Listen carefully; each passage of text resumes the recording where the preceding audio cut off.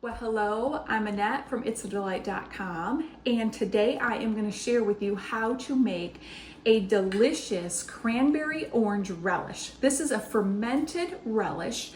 It's perfect for the holidays, Thanksgiving, all the way through December to use, and very easy. So it has some apple in it, some orange in it. I think you're going to love it. So I'm going to just jump right in. I'm going to show you how I make this. First thing I start out with is cranberries, of course.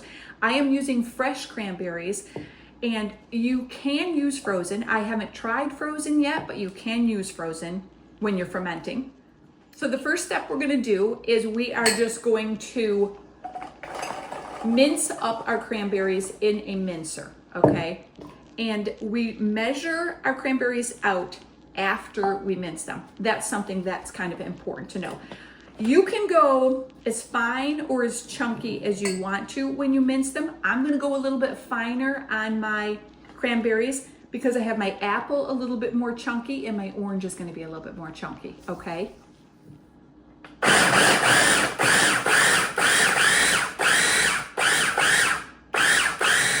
This looks perfect.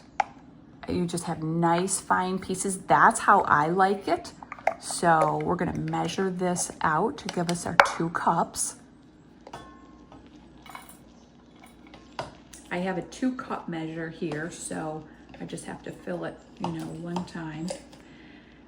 And I'm gonna push it down a little bit as well. And these are also organic cranberries because if you know me, I only use organic when I am fermenting. And these cranberries were washed and sorted previously. So this is my 2-cup is full, okay? Now let me tell you what happens to me, okay? I have this little bit left. So what I wanted to do was tell you that this is a perfect 1-jar ferment. It just makes this nice little pint size. But the last couple times I've made it, I ended up with a 24-ounce size jar. And I'll tell you why. Because I see this little bit and I just say, oh, just use that too.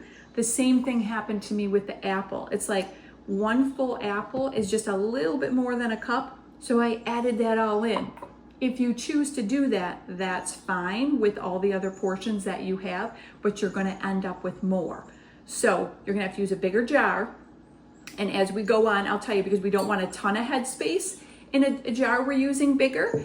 And if you only want a smaller jar, just stick right with the recipe, okay? And then you can eat a little bit, remember. If it won't all fit in the jar, you can eat it fresh right now. So I'm not gonna be tempted to do the rest of these cranberries up. I'm gonna set these aside and we're just gonna stick right with our 2 cups, okay? So we're gonna put our 2 cups of cranberries in the bowl. And I do my apple and my cranberries and my oranges separately in the mincer, okay? So I just previously did my apple, so I have 1 cup of apple. I'm actually using a Honeycrisp apple, or actually this is a Jonagold. They both taste almost the same. They're delicious, crunchy apple. They don't get brown real quick. I love them. Okay, so 1 cup of my minced apple. Now, we need 2 clementines or mandarin oranges, or 1 large orange would work also. So I'm gonna quick peel this and put this in the mincer. And because this is super juicy, again, and soft, if I put my hard things in that mincer, this would just be like, there'd be nothing to it, okay?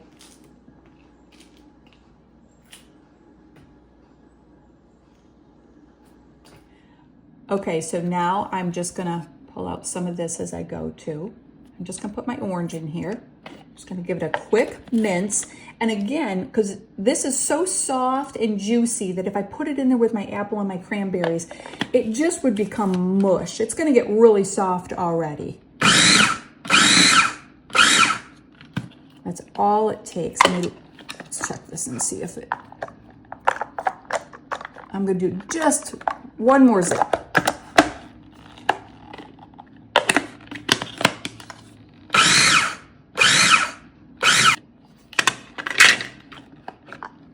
Okay, that's perfect right there. Now also, So this juice that's in here too, that's fine. I'm gonna keep all this. This is just perfect. So we'll add this into our bowl.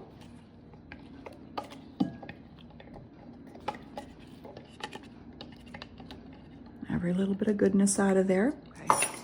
Okay, so next we're gonna add in our honey, and I have 1/4 cup of honey.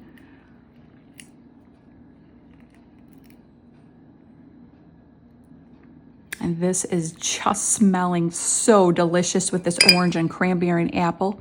Then I have a 1/4 cup of, this is my plain kombucha. Kombucha is what I'm using as my culture. And I have a 1/4 cup of apple cider. And you could also use apple juice here instead. Either way works, and I have done both of those, and they both taste absolutely delicious. Give that a little bit of stir. So now I'm gonna add my 1/2 teaspoon of salt. I'm just using a good salt here. Remember, never used iodized or store, bleached salt, just a good healthy salt. And that is all there is. We just stir this up real good, mix it up. The orange is smelling delicious. I can smell the apple and even the juice of the cider. And using the kombucha as your culture, I think makes this ferment really good also, and doesn't really give it a bitter flavor. It just stays really delicious. Very cranberry, your true cranberry orange relish, okay? So now we're gonna put this in the jar. So now we are just going to fill our jar, okay? And again, we just want a really clean jar. We want all of our juice to go in this jar. So even if all of our fruit doesn't fit, we want all of our juice to go into this jar, okay?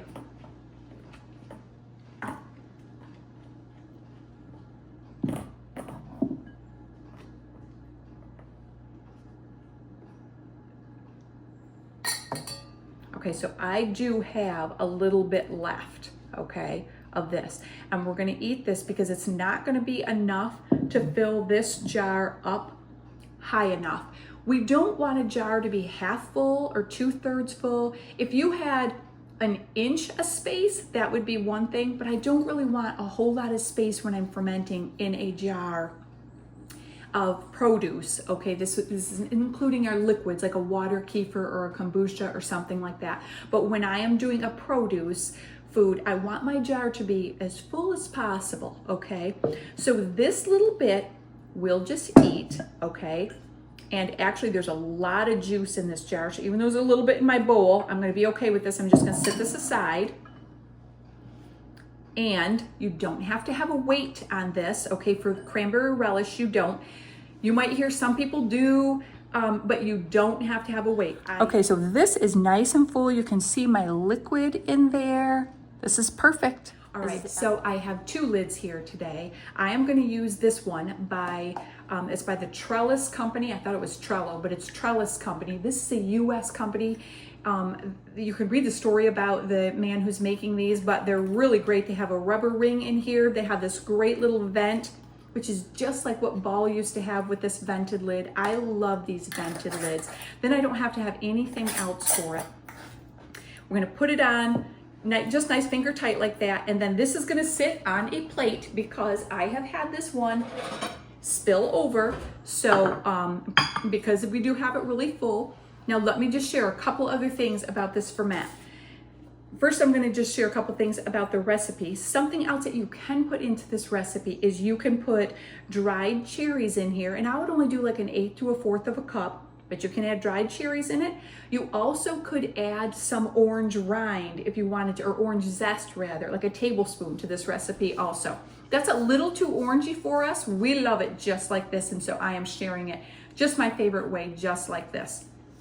Now, I'll tell you how I use it in a minute, but let me now tell you about this ferment. And I'm gonna ferment it only 24 hours overnight, and that's it. There's a lot of fruit in this ferment, and so whenever we have a fruit ferment, There's lots of natural sugars in there, and so it's going to want to be real quick to go to the alcohol level, which wouldn't be bad for us, but it's going to have a little zippy, zingy flavor, and that's not really what we're after. We want this perfect, yummy cranberry orange flavored relish that has a probiotics in it, lacto-fermented probiotics, and just all the goodness.